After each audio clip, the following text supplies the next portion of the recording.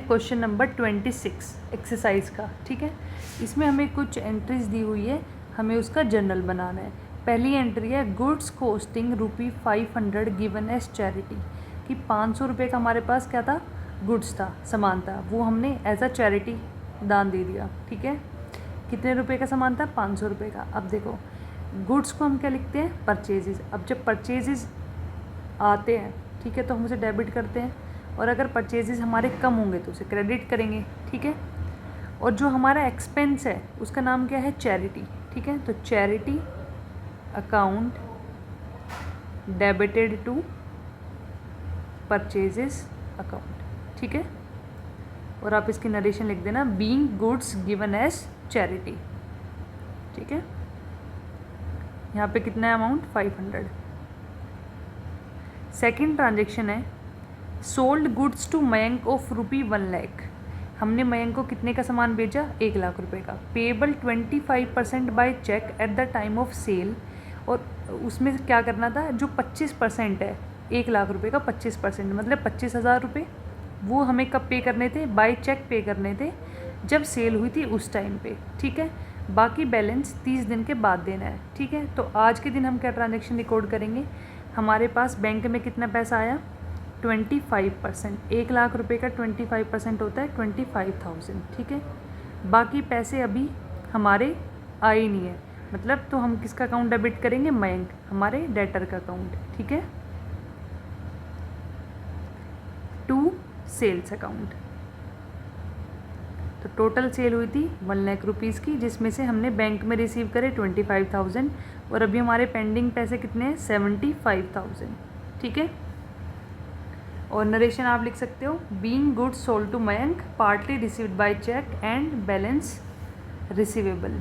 ठीक है, या फिर जो भी आप सिंपल, जिस भी लैंग्वेज में आप इसको मतलब एक्सप्लेन कर पाएँ उसमें आप लिख सकते हो। थर्ड है received 975 from Hari Krishna in settlement of his account of ₹1000। अब हरि कृष्णा से हमारा पेंडिंग कितने का हिसाब था, 1,000 रुपये का था, लेकिन हमने 975 रुपीज़ में सेटल कर लिया, मतलब बाकी 25 रुपीज़ का क्या हुआ, बाकी हमने उसे डिस्काउंट दे दिया, तभी तो सेटल हुआ। ठीक है, तो हम यहाँ लिखेंगे कैश अकाउंट डेबिटेड, कितना रिसीव किया हमने कैश में, 975, बाकी क्या दे दिया हमने उसे, discount, discount allowed, account debited to Hari Krishna. Narration आप इसकी सिंपल लिख सकते हो, 25 रुपीज़ का हो जाएगा डिस्काउंट, और टोटल यहाँ पे आ जाएगा 1000 रुपीज़। ठीक है, उसके बाद नेक्स्ट है चार्ज इंटरेस्ट ऑन ड्राइंग्स ₹1500। हमने फर्म के कुछ पैसे निकाल लिए, मतलब ड्राइंग्स कर ली, अब उस पर हमें इंटरेस्ट पे करना है, तो हम इंटरेस्ट अगर पे करेंगे फर्म को, तो फर्म के लिए वो क्या होगी, इनकम। ठीक है, तो मैं यहाँ पे लिखूँगी drawings account debited to interest on drawings account. ठीक है, और अमाउंट आ जाएगा हमारे पास 1500।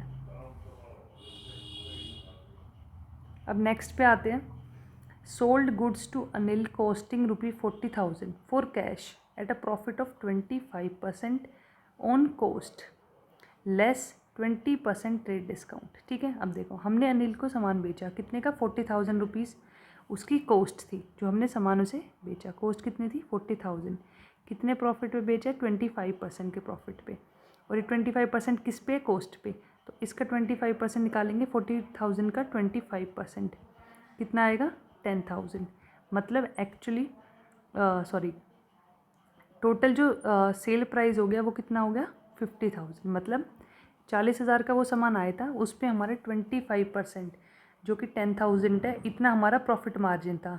ठीक है, मतलब वो गुड्स की सेल्स वैल्यू क्या हो गई, 50,000, बट हमने क्या किया, उसके बाद उसे 20% का ट्रेड डिस्काउंट दे दिया उस पर, तो माइनस कर देंगे इस पर trade discount at the rate of 20%।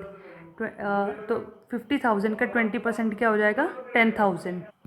ठीक है, तो ये हो जाएगा 10,000 इसमें से माइनस, तो मेरे पास बचे 40,000 रुपीज़। ठीक है, तो एक्चुअल में जो फाइनल हमारी वैल्यू हम लिखेंगे यहाँ पे वो कितने लिखेंगे, 40,000। ठीक है, तो यहाँ पे लिखेंगे cash account debited to cash account debited to sales account, और अमाउंट आएगी 40,000।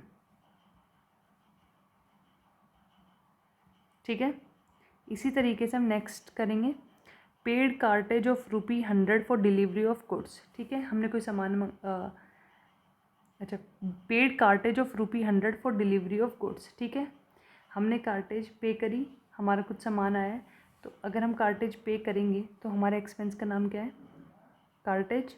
तो इसे cartage account debited to, payment तो कैश में की है तो कैश हमारा कम हो जाएगा, तो to cash account,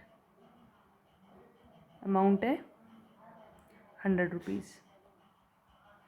last entry है पेड इनकम टैक्स ऑफ ₹15,000। अब देखो इसमें ये समझना है कि जो इनकम टैक्स है वो कोई फर्म की लाइबिलिटी नहीं है, इनकम टैक्स लगता है हमारी पर्सनल इनकम पे।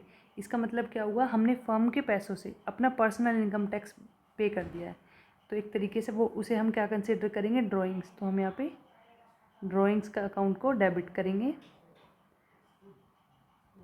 टू कैश अकाउंट, और इससे फर्म का कैश रिड्यूस हुआ है तो कैश अकाउंट को क्रेडिट कर देंगे, अमाउंट है 15,000।